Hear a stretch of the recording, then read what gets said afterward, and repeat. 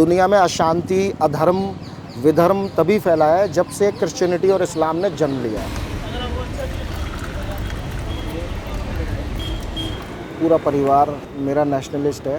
हम लोग पाकिस्तान से आए हुए हैं 47 में, और बचपन से ही हमें ये बताया गया था कि हमारे सामने 2 शर्तें थीं कि या तो अल्लाहू अकबर बोलो और गौ मांस खा लो, तब तो यहाँ रह लो, नहीं तो ये जगह छोड़ के आप भारत चले जाओ, क्योंकि उस टाइम भारत बन रहा था।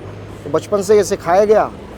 सरस्वती शिशु मंदिर में मेरी पढ़ाई हुई है मध्य प्रदेश में, और सरस्वती शिशु मंदिर राष्ट्रीय स्वयंसेवक संघ उसका संचालन करता है। अपने घर से, मम्मी से, पापा से ये सीखने को, दादी से, दादाजी से, ताया जी से, सबसे सीखने को मिला। बताया गया कि आप ऐसे हैं, ये हमारे साथ हुआ है और आपको ये करना बहुत ज़रूरी है, और आपको आप इसीलिए जन्मे हैं और आपको इसी स्कूल में पढ़ना है और यही लाइफस्टाइल अपनाना है।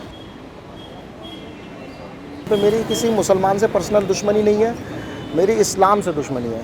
मेरी क्रिश्चियन से दुश्मनी नहीं है, मेरी क्रिश्चियनिटी से दुश्मनी है। आप मुझे ये बताइए, ट्रंप क्यों जीता? क्योंकि उसकी एंटी मुस्लिम इमेज है। पुतिन क्यों इतने सालों से रशिया पे राज कर रहा है? क्योंकि वो उसकी एंटी मुस्लिम इमेज है। जर्मनी की चांसलर जो है, वो लेडी, मैं नाम भूल रहा हूँ उसका, उसने 1800 लोगों को जेल में डाल दिया, लीबिया के मुस्लिम्स को, और बड़ी पॉपुलैरिटी गेन करी है उसने इस बात के लिए। बाइबल और कुरान में तो बिल्कुल क्लियर लिखा हुआ है कि चैप्टर नंबर 9 है अत-तौबा, उसकी पहली आयत से लेकर के सूरा नंबर 9, मतलब चैप्टर नंबर 9 से लेकर के आयतें हैं पूरी, कि उनका रास्ता रोको। काफिरों का अब नया शब्द उन्होंने बनाया हिंदी में, बहुदेववादी, मतलब एक से ज़्यादा भगवानों को मानने वाले। बाइबल का मुझे ध्यान नहीं है, लेकिन मैं आपको बाद में मैं आपको बता सकता हूँ कि उसमें ये ज़रूर लिखा हुआ है। ये उस पर किसी टीवी चैनल पे भी आया था, मैं उसका चैप्टर का नाम भूल रहा हूँ, बहुत सारे चैप्टर्स हैं, लेकिन उसमें ये ज़रूर लिखा हुआ है कि अगर तेरा सगा भाई भी ईसाइयत को ना माने तो उसके लिए ये सजा है कि उसको मार मार के पत्थर जान से मार दो। या क्रिश्चियनिटी को कैसे फैलाना है? बाइबल 1700 साल बाद लिखी गई, 1700 साल पहले लिखी गई, जीसस क्राइस्ट के मरने के 300 साल बाद कॉन्टेस्टाइन ने बाइबल को लिखा था, जो कि रोम का बहुत बड़ा राजा था, अकबर की तरह एक बहुत तगड़ा पॉलिटिशियन भी था। उसने समझा कि नहीं होना चाहिए, तो वहाँ पे ये तय किया गया कि ये सन ऑफ गॉड है, वो है, ये है।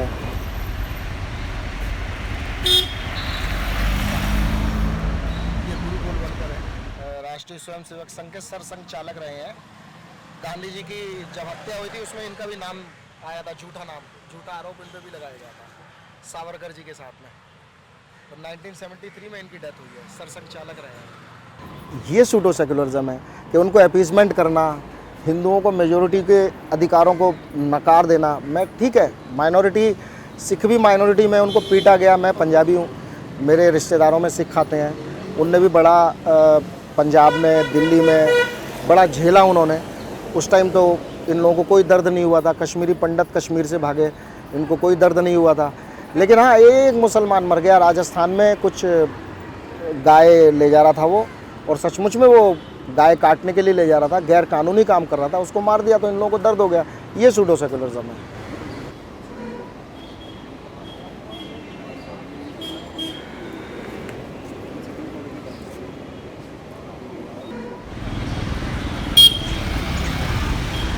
जो भगवान राम भी यही कहते थे, गुरु गोविंद सिंह जी भी यही कहते थे कि हाथ जोड़े जे कमना यावड़ हो चुक लो हथियार। हाथ जोड़ने से नहीं काम आ रहे हो, जब प्रशासन ही काम नहीं कर रहा है, पूरा करप्ट हो रखा है, वो गरीब आदमी को भूखा मरने दे क्या? तो अभी भी करप्ट है मुझे, हाँ करप्ट तो है अभी भी, लेकिन अब हम लोगों की सुनवाई होती है। अब लोगों की, मतलब खासकर हम लोगों की जो बीजेपी के सपोर्टर्स हैं, क्योंकि हम लोग पर्सनली नेताओं को, मिनिस्टर्स को जानते हैं। पर्सनली हम लोग फ़ोन कर देते हैं कि सर जी ऐसा ऐसा हो रहा है, और पर्सनली वो फ़ोन करके बोलते हैं कि इस आदमी का फ़ोन आया था, ये इस इलाके में प्रॉब्लम आ रही है और यहाँ इस तरह का काम नहीं हो पा रहा है, इस ऑफिसर को टाइट करो, या इस चीज़ को टाइट करो, या इस चीज़ को ऐसे करो, या इस चीज़ को वैसे करो। या मेरे घर के बाहर कुछ लोग जाम लगाते थे, तो इंडिया है, पुलिस वाले भी 10-10 रुपये लेते हैं हर एक चक्कर मारने के। जो कैंप से मुखर्जी नगर जाते हैं 10 रुपये में छोड़ के आते हैं। तो एक दिन हम लोगों ने उठाया लठ और उनकी पिटाई कर दी, तो उसके बाद में जाम लगना बंद हो गया था। हम लोगों ने पहले खूब कंप्लेंट करी, खूब स्ट्रगल किया, इसको लेटर लिख, ये डाल, वो डाल। हम 5, 7, 10 लोगों ने डिसाइड किया कि अब बस, अब बहुत हो गया, और ये लोग मानने वाले नहीं हैं, और इसका हिंदू मुस्लिम से कोई लेना देना नहीं है। लेकिन मैं ये कह रहा हूँ कि कई जगह पे हथियार उठाना या मार, मैं गांधीवादी नहीं हूँ, मैं उस तरह का अहिंसावादी नहीं हूँ। मैं ये मानता हूँ कि अगर नहीं काम कर रहा है, ऑप्शन ही आपके पास में ये है कि मरने मारने पे बात आ गई है, तो फिर तो हथियार उठाना ही पड़ेगा। ऐसा नहीं है कि दंगे सिर्फ बीजेपी के राज में ही होते हैं, या जो जब आरएसएस चलाती है तो आरएसएस के लोग ही करवाते हैं, या आरएसएस समर्थित सरकारें जब राज कर रही होती हैं तभी होते हैं।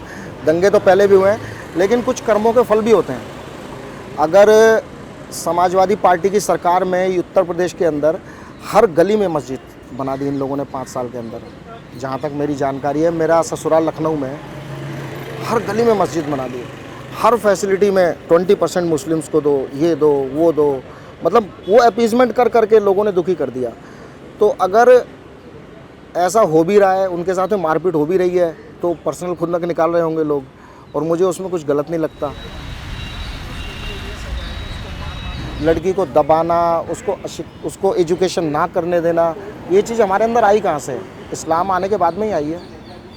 इस्लाम आने से पहले तो हमारे अंदर ये चीज़ें नहीं थी, लड़कियों को नहीं छेड़ा जाता था। सम्राट अशोका का आपने नाम लिया, या 1200 साल पहले या 1400 साल पहले कोई लड़की छेड़ के दिखा था कोई इंडिया के अंदर? द्रौपदी ने 5 शादियाँ करी थी।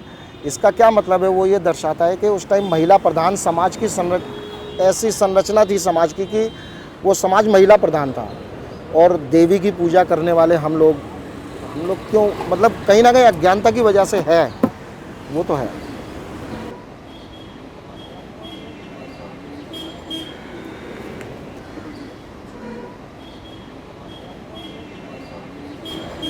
कुपोषण से या भूख से कोई ना मरे, ऐसा होने में 5-7 साल या 10 साल और लग जाएंगे, और तब तक मोदी जी ही रहेंगे प्रधानमंत्री और योगी जी चीफ मिनिस्टर रहेंगे।